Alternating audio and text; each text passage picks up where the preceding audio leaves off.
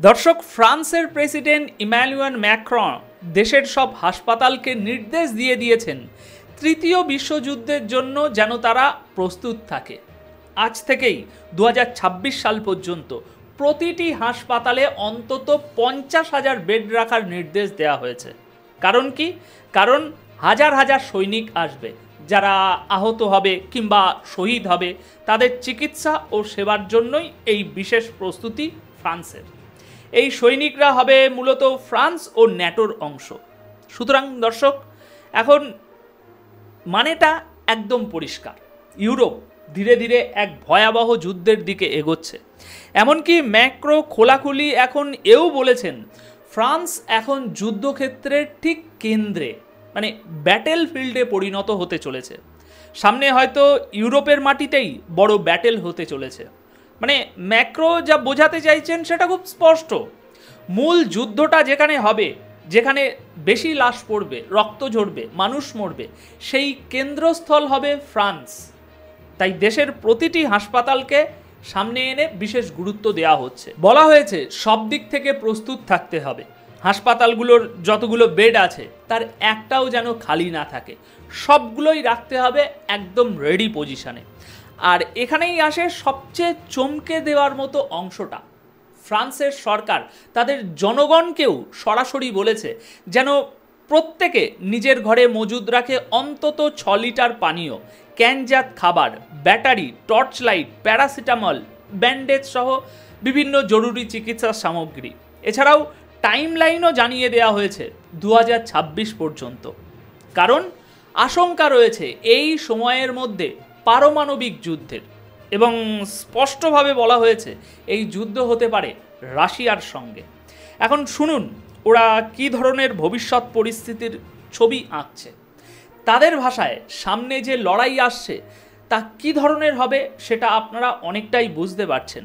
NATO সরাসরি রাশিয়ার সঙ্গে একটা চূড়ান্ত সামরিক সংঘাতে জড়িয়ে পড়তে যাচ্ছে। আর কিভাবে সেই যুদ্ধ শুরু হতে পারে তা নিয়েও ওরা একটা স্পষ্ট বার্তা দিয়েছে। দেখুন, রিসেন্টলি এসিও সাবমিট হয়েছে, যেখানে চীন, রাশিয়া, ভারত সহ আরও অনেক দেশের উপস্থিতি পশ্চিমাদের একেবারে চোখে পড়ার মতো ছিল। আর এই বিষয়টাকেই কেন্দ্র করে এখন গোটা ইউরোপ জুড়ে ডোনাল্ড ট্রাম্পের বিরুদ্ধে তীব্র ঘৃণা ছড়িয়ে পড়েছে। ন্যাটোর পক্ষ থেকে বলা হচ্ছে তোমরা ভারতকে হারিয়ে ফেলেছ, তোমাদের ধারণাও নেই আসলে কি করে বসেছ। আজ ভারত চীনের পাশে এসে দাঁড়িয়েছে। পরিস্থিতি এমন এক জায়গায় চলে যাচ্ছে যেখানে ভবিষ্যতে ভারতও এই দিকের হয়ে সরাসরি যুদ্ধে নামতে পারে, এমন আশঙ্কা উড়িয়ে দেওয়া যাচ্ছে না। এদিকে ফ্রান্স থেকে ফাঁস হওয়া নথিগুলো আরও উদ্বেগজনক। সেগুলোতে বলা হয়েছে এই যুদ্ধের কারণে শুধু ফ্রান্স নয়, ন্যাটো জুড়েও বিপুল সংখ্যক সৈনিকের মৃত্যু ঘটবে।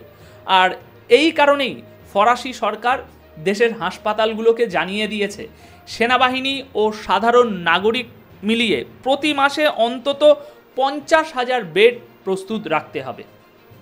মানে বুঝতেই পারছেন কত লাশ পড়তে চলেছে, সংখ্যাটা কল্পনারও বাইরে। ন্যাটো পক্ষ থেকে বলা হয়েছে এমন একটি পরিস্থিতি তৈরি হতে চলেছে যেখানে রাশিয়া সরাসরি ন্যাটোর উপরে হামলা চালাবে। কিন্তু প্রশ্নটা হলো কেন, কিভাবে? দেখুন, চীন সেই সময় তাইওয়ান দখলের জন্য সামরিক অভিযান শুরু করবে। যখন করবে এটা, তখন পশ্চিমা শক্তিগুলো বিশেষ করে ন্যাটো তাদের মূল ফোর্স তাইওয়ান ঠেকাতে মোতায়েন করবে। আর সেই মুহূর্তেই রাশিয়া সেই ব্যস্ত ফোর্সের উপরে আচমকা হামলা চালাবে। এটাই সেই দ্বিমুখী কৌশল যেটা তারা বুঝতে পারছে, যেখানে পশ্চিমা বিশ্বকে বিভক্ত করে দুদিক থেকে আঘাত আনা হবে। আর এখানেই সবচেয়ে চমকে দেওয়ার মতো আর একটা দিক, রাশিয়ার হাতে এখন চীনের দেওয়া উন্নত প্রযুক্তি রয়েছে। যে প্রযুক্তির ব্যবহার যুদ্ধক্ষেত্রে কিভাবে হবে সেটা আপনি কল্পনাও করতে পারবেন না। এখন শুনুন ওরা আর কি বলছে।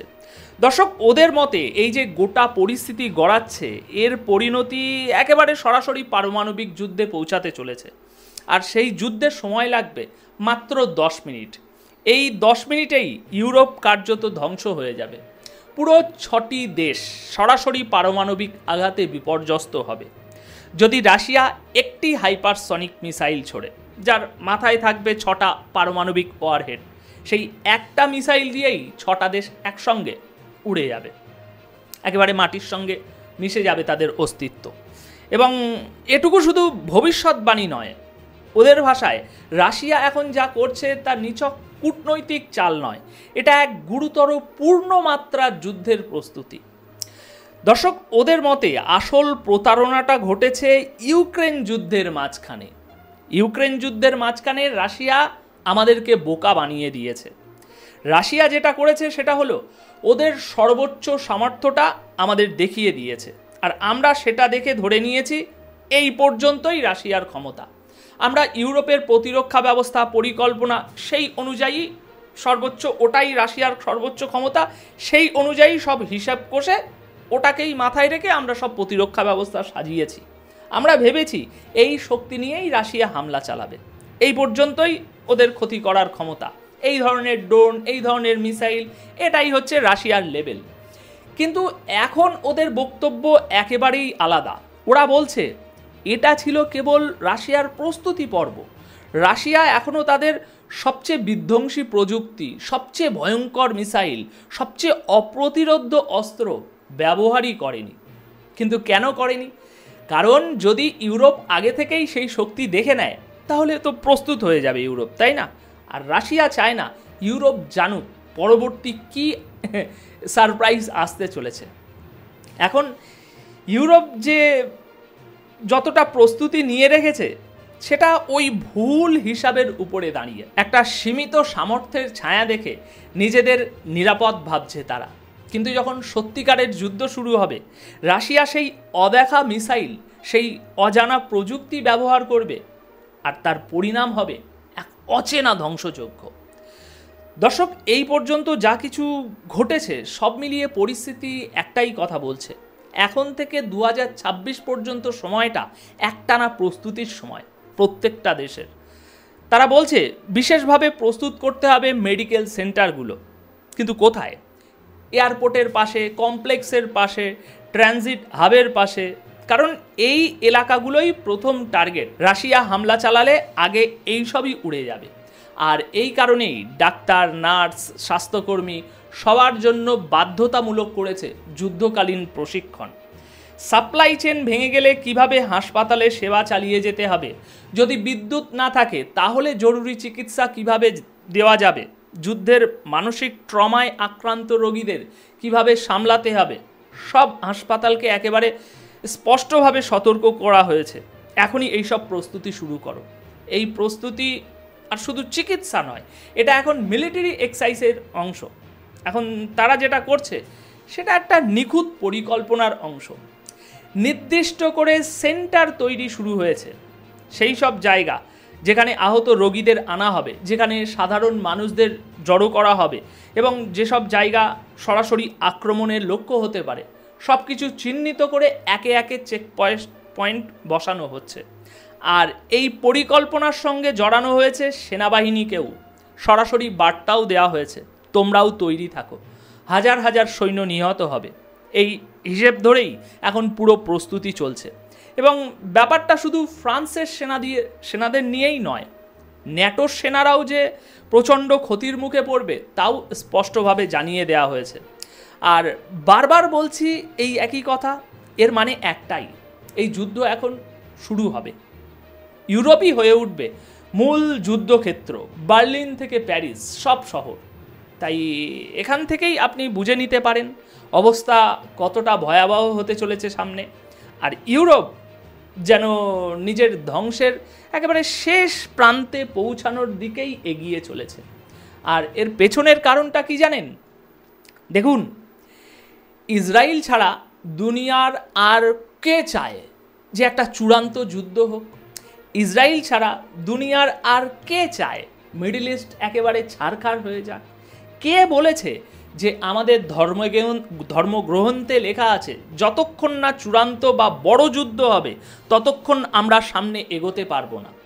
কে বলেছে যতক্ষণ পর্যন্ত পুরো মিডল ইস্ট ধ্বংস না হয়, ইরান ধ্বংস না হয়, আমরা সেই প্রতিশ্রুত দিন পাবো না, সেই ভূমি দখল করতে পারবো না? কে বলেছে এগুলো?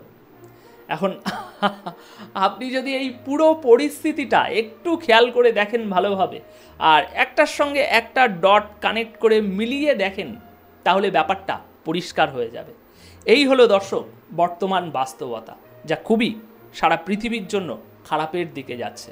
এখন ফ্রান্সের এই এমার্জেন্সির বিষয়ে ইমানুয়েল ম্যাক্রন যে ঘোষণা দিয়েছে, তার জনগণের জন্য সব কিছু শোনার পর, বোঝার পর আপনি কি ভাবছেন? কেন হঠাৎ করে ফ্রান্সে এই জরুরি ঘোষণা শুরু হলো? এ বিষয়ে আপনি কি মনে করছেন? আপনার মতামত অবশ্যই কমেন্ট বক্সে জানিয়ে যাবেন। ধন্যবাদ আপনাদের সকলকে।